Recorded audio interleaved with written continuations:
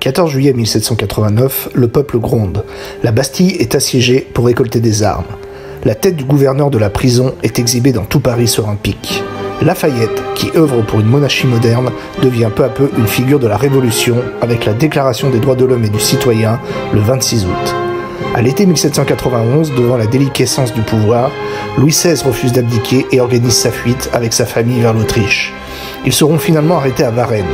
La monarchie sera définitivement abolie en 1792 suite au massacre des Tuileries, palais du roi. Le roi sera jugé et guillotiné le 21 janvier 1793 sur la place de la Concorde. Quelques mois plus tard, la reine Marie-Antoinette subira le même sort. La République française est en marche.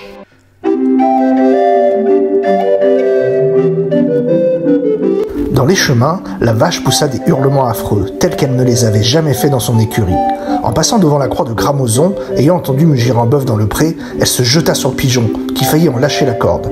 Ce ne fut pas une petite histoire que de la tirer jusqu'à Mirery. Là, il ne put jamais la faire entrer dans son domicile et dut se résoudre à l'assommer devant sa porte. « Elle est bien bizarre, cette vache », dirent la femme et les enfants de Pigeon, qui assistaient à l'abattage. Mais il ne leur en dit pas davantage, sinon qu'il avait son idée. Pendant ce temps, Antoine Forest, la rage au cœur, avait vu ses clients déguerpir de son auberge. En toute hâte, lui aussi, il attelait son cheval à sa voiture et réfugiait Antoinette Caillat, sa femme, et Étiennette Berger, sa servante. Ils partirent tous trois nuitamment, sans dire à quiconque où ils allaient. Ils se rendaient près de la ville de Roanne-en-Forêt, chez un guérisseur de leur connaissance. Là, en les payant fort cher, ils absorbèrent des herbes préventives contre la rage. Ils firent aussi provision d'autres remèdes convenables à la maladie, dont ils avaient tout lieu de craindre la suite. Miry n'était au courant de rien. Guillaume Pigeon, dit Vivarez, ayant dépecé la vache, en mangea lui-même un morceau. Puis le lendemain, en fit manger davantage à sa femme et à ses enfants. « Cette viande est excellente, dirent-ils, en repiquant au plat. » Après s'en être léchés et régalés, ils ne ressentirent ni nausée, ni vent. Bref, ils s'en trouvèrent satisfaits et l'estomac fort bien. Alors le dit Pigeon, qui ruminait toujours son idée, commença à vendre sa viande aux habitants de Miry. Il s'en tira d'abord à merveille. Pourtant, le même jour, il tomba sur un os. Étant au cabaret chez le nommé Artaud, il s'y trouva de compagnie avec Charles Robelet, un autre maréchal du dit lieu. Confidentiellement, ils parlèrent de la dite vache, et Pigeon proposa à Robelet de lui en faire avaler. « Tu es fou, dit Robelet, c'est de la viande enragée. »« Bah, dit Pigeon, morte la bête, mort le venin.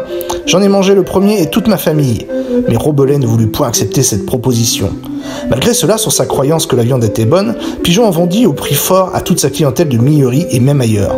Jamais il n'avait réalisé d'aussi larges bénéfices. Cependant, la chose avait fini par s'ébruiter, et le procureur d'office de Charly, maître François Chalamel, fut instruire de la maladie de la vache par bruit et rumeur publique.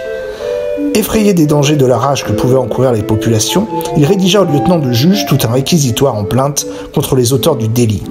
Puis, menaçant, il convoqua le dit Forest et le dit Pigeon aux fins de les inculper d'avoir empoisonné le pays. Vous auriez dû, suivant les ordonnances de police, attacher cette vache à un piquet au devant de votre porte et râtelier pour la faire visiter par un officier de la juridiction.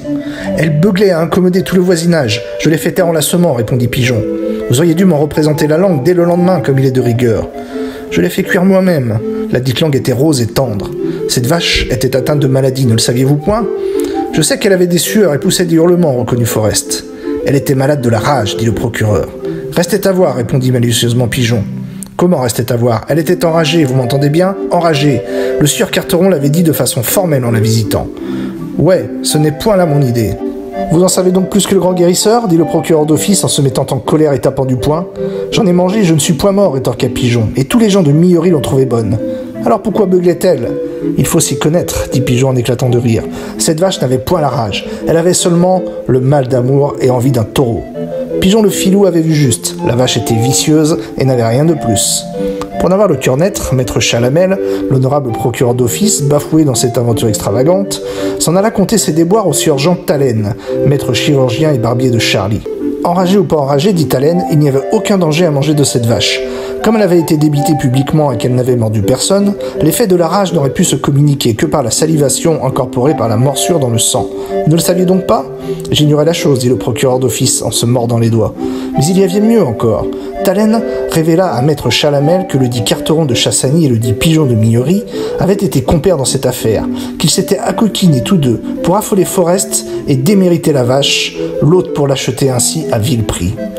Cette fois, c'était le coup de masse. En découvrant le poteau rose, maître Chalamel, ridiculisé, en prit un tremblement nerveux, se mit à saliver et fut tout en sueur. Que Que vois-je lui dit Haleine. Vous me semblez grincer des dents. Ah, les vaches, beugla-t-il, je rage.